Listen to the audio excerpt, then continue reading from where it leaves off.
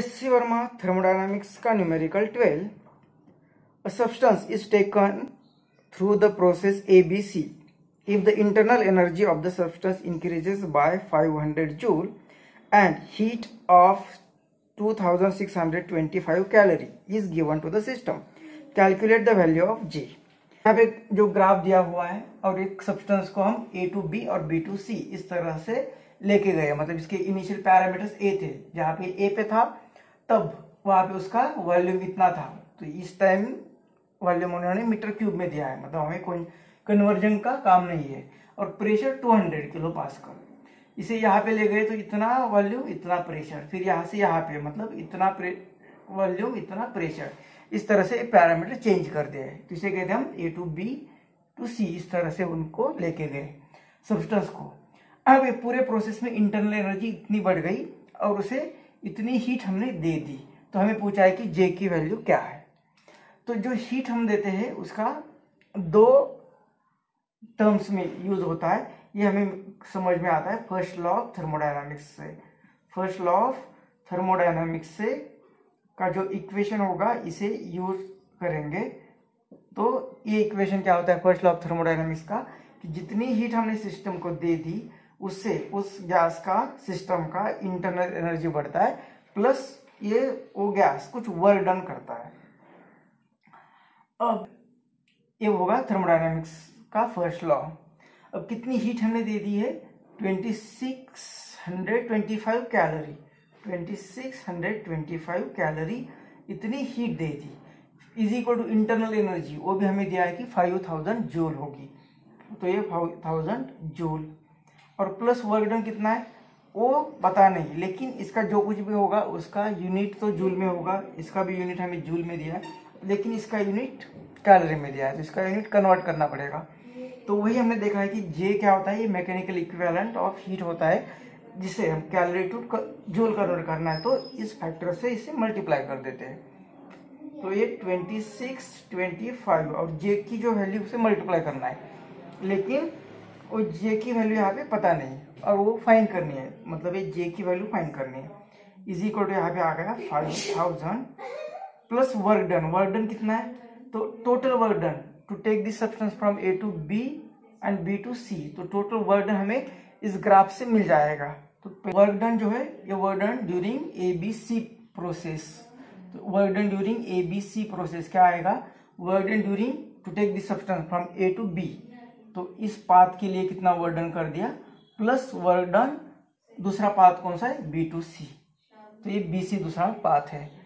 अब पहले इसका भी वर्क डन फाइंड करना पड़ेगा, किसका वर्क डन AB पाथ का, तो A to B लेके गए हम, तो ये क्या होता है pressure into change in volume, तो ये प्रेशर इनिशियली कितना है 200, प्रेशर इनिशियली कितना है 200 और एक किलो पास्कल में, तो इसका पास्कल में करेंगे तो 10⁻³ पास्कल।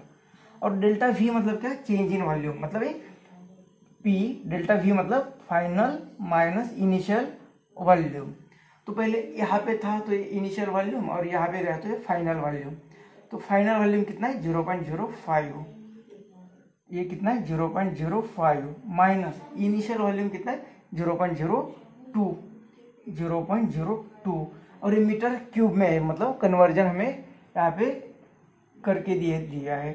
तो ये 200 इंटू 10⁻³ इंटू 0.05 में से इतना चला गया तो ये आएगा 0.03, इस 3 को लिख देंगे हम 3 इंटू 1 2 10⁻², इसे लिखेंगे 10⁻²,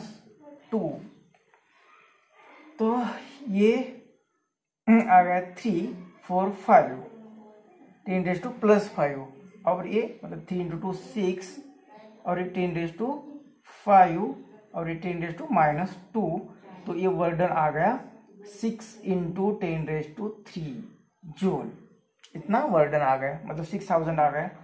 और during this process work done during B to C, तो प्रेशर इंटू डेल्टा V, तो प्रेशर कितना है B to C, प्रेशर यहाँ पे इनिशियली इतना है, बाद में चेंज हो रहा है, और वॉल्यूम इनिशियली वॉल्यूम इतना है, बाद में भी इतना है, फाइनल गया इतना ही है, तो there is no change in volume, यहाँ पे डेल्टा V 0 है, इसलिए ये वर्क डन भी क्या आएगा 0 आ जाएगा, ये बी और ये ए। तो ये वैल्यूज यहाँ पे पुट करेंगे तो हमें टोटल वर्क डन मिलेगा। तो टोटल वर्क डन कितना है, ये यहाँ पे वैल्यू पुट कर देते। ड्यूरिंग ए बी कितना वर्क डन है, 6000 और ये 0, तो ये टोटल वर्क डन आ जाएगा during process A B C. मतलब ये वर्क डन कितना आ गया 6000, तो इसे 6000, तो ये कितना आ रहा है 2625 into J is equal to A आ गया 11000। मतलब जे की वैल्यू कितनी आ जाएगी 11000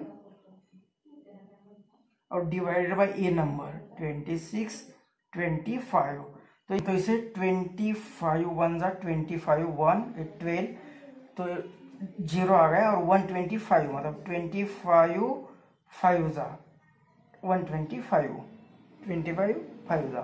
अब ये 25 4 जा 100 10, फिर 25 जा 100 और 0, तो यहाँ पे 5 से डिवाइड करेंगे तो 5 2 जा 10 5 1 जा और इसे 5 8 जा और ये 80, तो ये 21, तो ये 21 जा 21 24 जा और 84, तो 4 बचे तो पॉइंट, तो ये 0, तो 24 1 जा 21 9 जा, तो इतना जे की वैल्यू आ रही है।